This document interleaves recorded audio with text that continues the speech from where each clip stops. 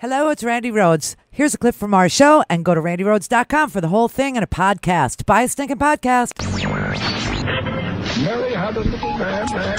The fault. We believe that all men are created equal. To the magnificent mosaic that is America. From radio beacon to radio beacon.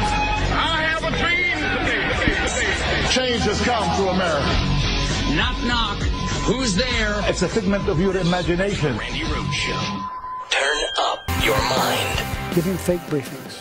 What does that even mean? It means they'll tell him stuff. He won't know the difference. All right, the memo, real quickly. Just help me understand this seeming confusion, okay? When it was your memo, DOJ bad, Intel community bad, avoid them. Now with the Democrat memo, DOJ good, Intelligence Committee good, rely on them. How?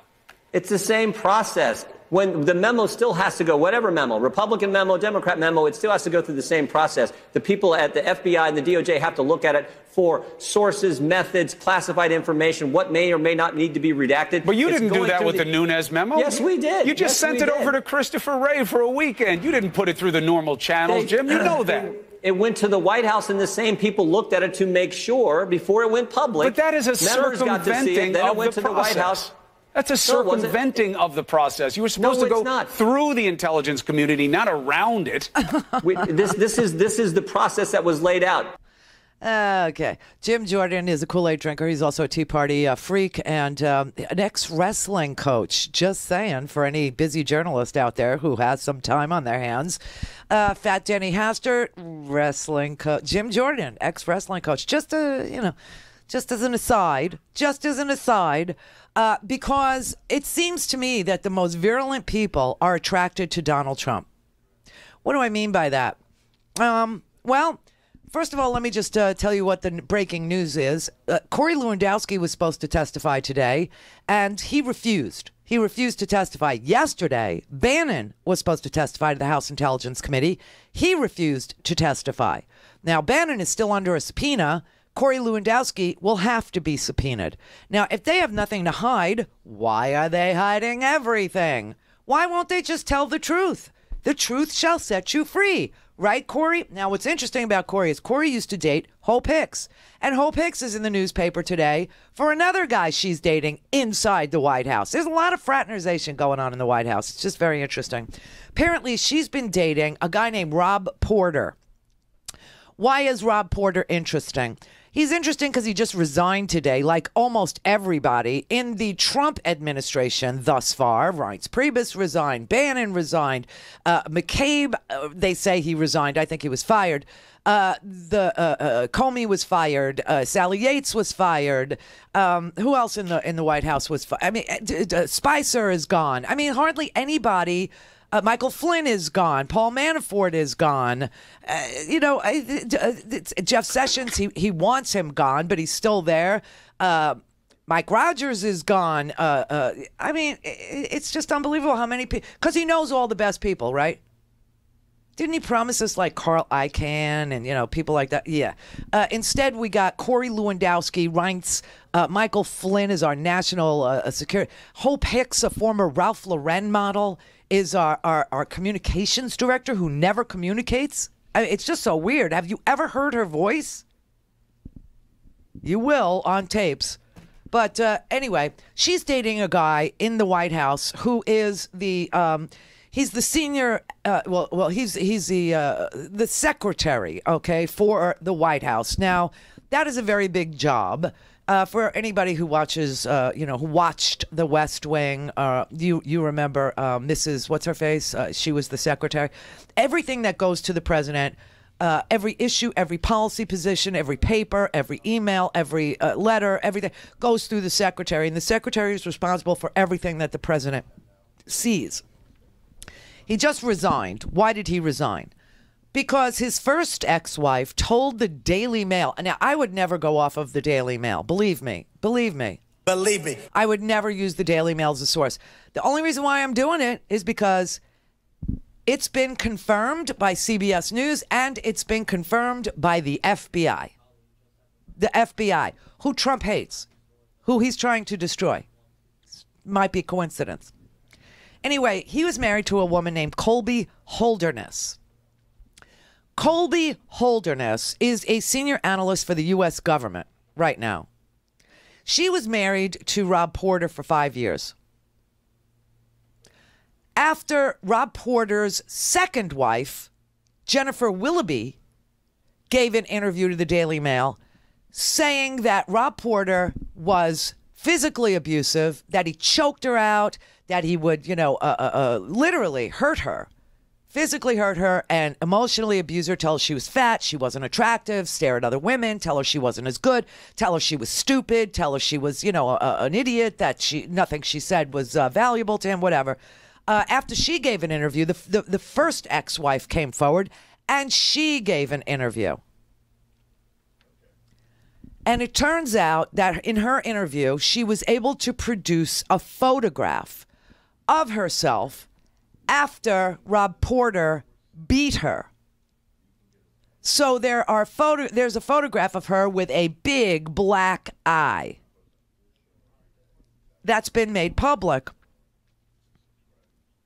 Now, Rob Porter and Hope Hicks are dating. They were seen kissing in a taxi cab on the way back to her apartment recently. And, there's plenty of photos of them leaving her apartment together. So they're dating.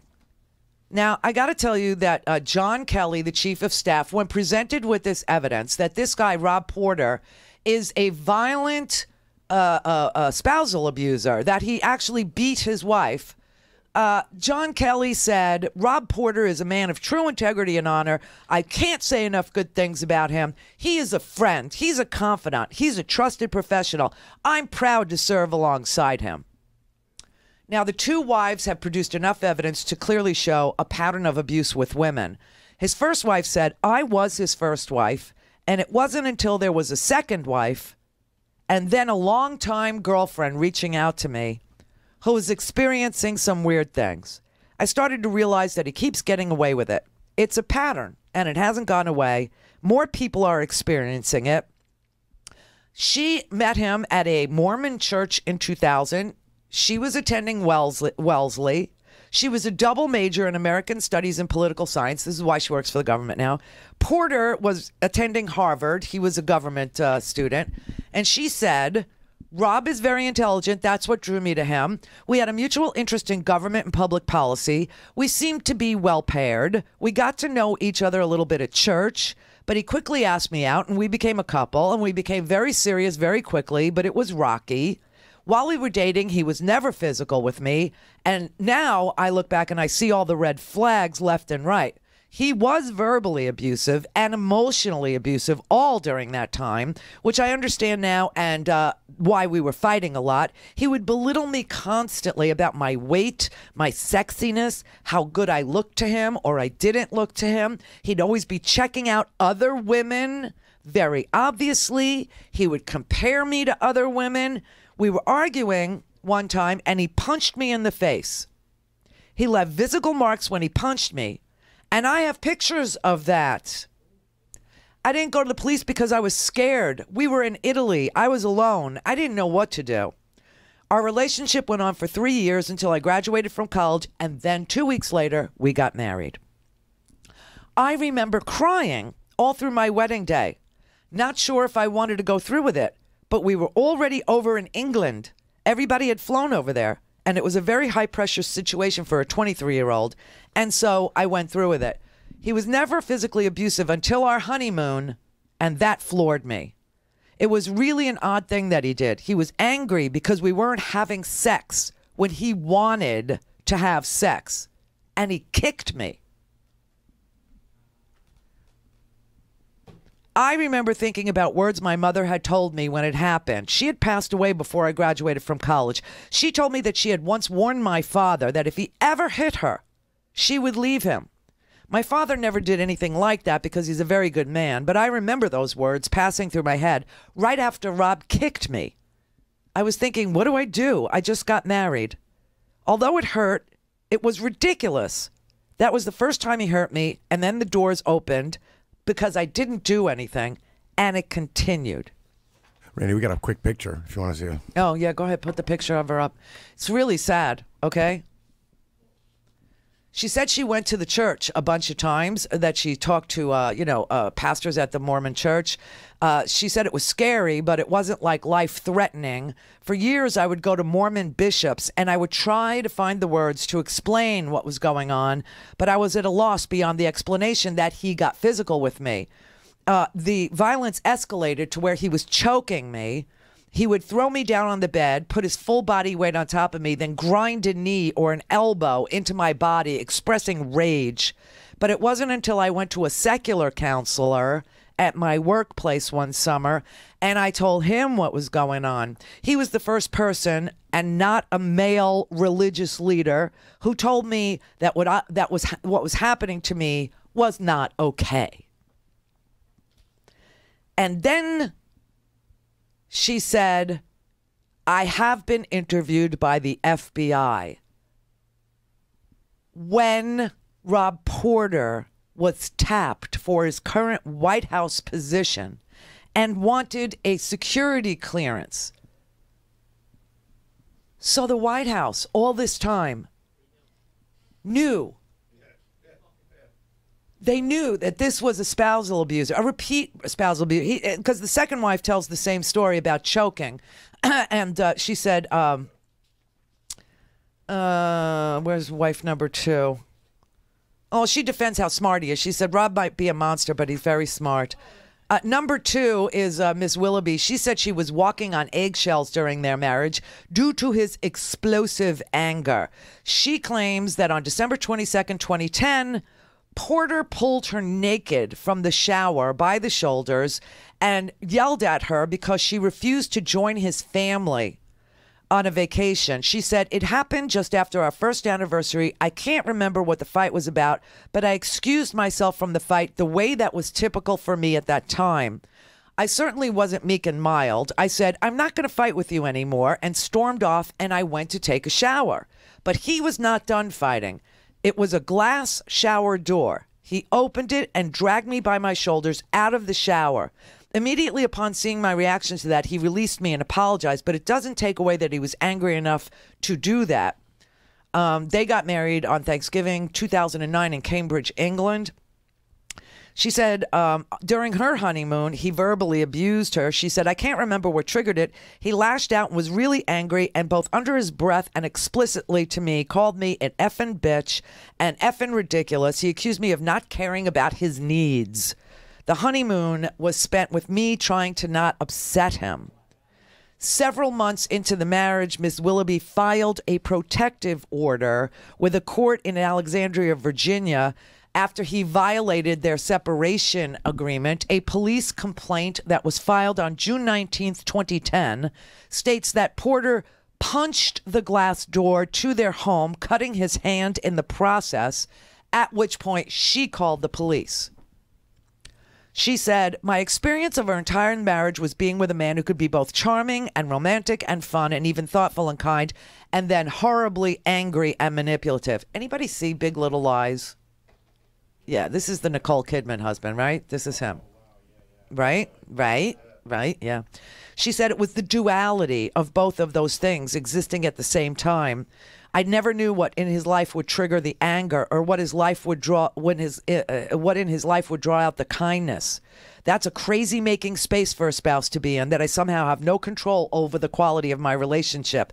The terminology is walking on eggshells. You don't know which man is going to walk through the door.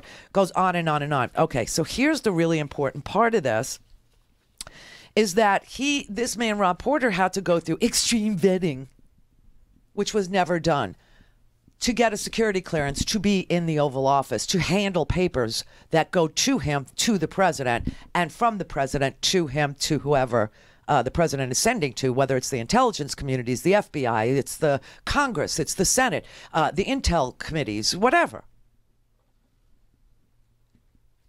She was, the wife number 2 and wife number 1 were both interviewed by the FBI.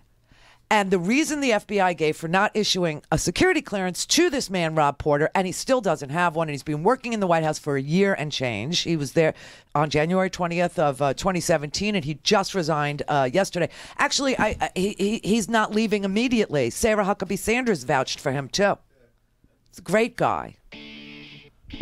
Anyway, obviously the president of the United States knows Jared Kushner could not pass a security clearance background check, and he works in the Oval Office in the White House in sensitive positions on everything. I mean, Jared is the secretary of everything. And yesterday, if you remember that timeline, Jared was talking to the Russians about this sanctioned bank, Veshnikom Bank, making a big-ass loan to him for that 666 building in New York, right? Like right through the campaign and up to the transition, through the transition, and even in the White House. Now, and he couldn't get a security clearance. Okay, now we find out that Rob Porter was working in the Oval Office, and he can't get a security clearance because the FBI has known about this, and they even say that the reason his security clearance was denied was because of these allegations and these police reports that were filed. So who's been vetted in this White House? Paul Manafort was never vetted. Flynn wasn't vetted. They blamed Obama. Go to RandyRhodes.com for the whole thing and a podcast. Buy a stinking podcast.